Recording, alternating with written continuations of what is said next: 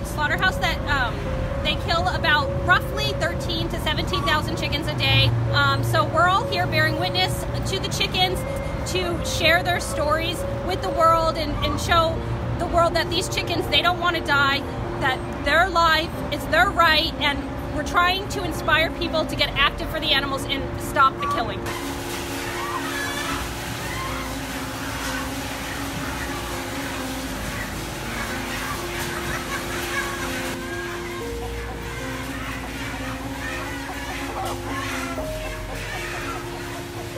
Each one of these animals here is an individual. These aren't products, these aren't quick snacks. These are all living, breathing, sentient beings that do not want to die. See this thing at the bottom here? It's literally going to get their throat slit. Is that worth it for a food product we do not even need? I mean, we don't need it for, you know, our own health. It's been already shown by the Academy of Nutrition and Dietetics that a vegan diet is completely nutritionally adequate, suitable for all stages of life. That's backed up by the British Dietetic Association, the American Dietetic Association. You know, across the board consensus, a vegan diet is completely healthy. So if we don't need it for human health, we've got alternatives available, then what justification do we have to still be doing this? My heart hurts so much. It is so devastating to see these animals so helpless and suffering, and you literally can't do anything about it. And like, they're right in front of you and you want to help but you can't. It's just absolutely heartbreaking. On that conveyor a moment ago, there was an entire chicken. Like, that chicken's life was worth so little to the industry, it wasn't even worth being food. That chicken was born into existence and killed for literally nothing.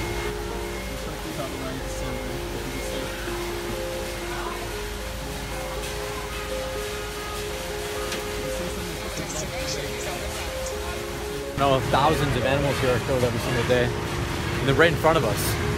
They're getting hung up on their legs and they're all screaming, just begging for their lives. They don't know what's going on.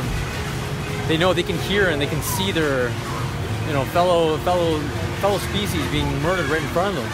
It's terrible. Yeah, and the only thing that's going to stop this is for us to stop. You know, the government and stuff aren't going to stop this. There's too much money involved. It's down to us. You know, we vote with our money. We pay these companies to do this. And all we've got to do is we've got to take that away from them. And if you think that, you know, one person can't make a difference, if you think about the amount of money that you would actually spend on animal products throughout your life, you know, you're literally taking thousands and thousands and thousands away from these industries, which is absolutely huge. And for every other person that you can, you know, convince to also make this change as well, that's thousands and thousands and thousands more we're taking away from them. You know, we as the people have the power to make this stop. You have the power to do this, you know, 3 times a day, every time you sit down for a meal. All you've basically got to do is just make a decision to not have animal products on your plate, to buy something else. And it really, really is as simple as that.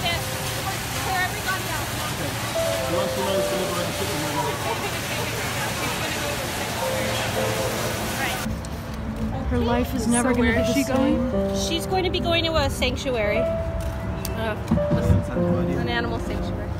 This is what mainstream media should be doing, right here. See all this paparazzi? Oh, we got another one. Oh my God, that's amazing. Oh wow, okay. I'm telling you, like, the guys here, I don't view them as their job. I view them as the men that they are and the men that they've shown themselves to me to be. And they're pretty kind, nice individuals, I think. So I've had nothing but positive experiences with them. Yeah. Okay, we got another one. Thank you. Like, this is the most room, yeah. Thank you, Selena, for making that happen. We can't call them in. I mean, this is an example for someone out there watching this who thinks the slaughterhouse workers are the enemy.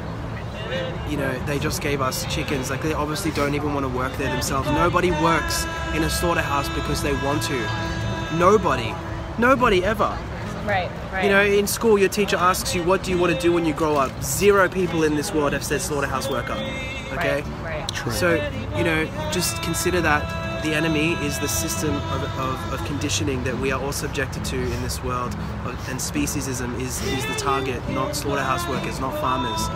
You know, we need to support them and work with them, and that's what led me to feeling positive about what I saw. You know, just knowing that we're going to have more positive relationships in future with slaughterhouses. And the Save Movement is doing such a great job at that, creating amazing relationships with people who operate these facilities, these hellholes, you know, and that is a brilliant way of getting in, bearing witness, and getting what we need to get. I always try and explain what a vigil is like to people, and it's, you know, you think, why would you want to go to a slaughterhouse and see this? But what it does is, first off, you're happy that you were there for that animal and you noted them and you went, they were an individual, they matter, which is a big thing. And the other thing is, you go away thinking, I want to fight for them, I want to do something about this, you know, and it just brings that level of motivation up to levels that you've never had before. You know, no one's going to leave here and just be like, oh, I just want to go home and just sit around and not get involved. Everyone's going to want to go home and do everything in their power. And that's the only way we're going to get this stopped, if we all band together, because, like I said earlier, governments and everything, they're not going to stop this. It's down to us as individuals to make that decision. Animals are going to fight for their lives, but they're not going to get listened to, so we have to fight for their lives. The chickens in there were fighting for their lives to the last minute. You can hear it and see it, but they're not going to get far with fighting for their lives, so we have to step in. Yeah, we really need to be their voice because they don't have anyone else.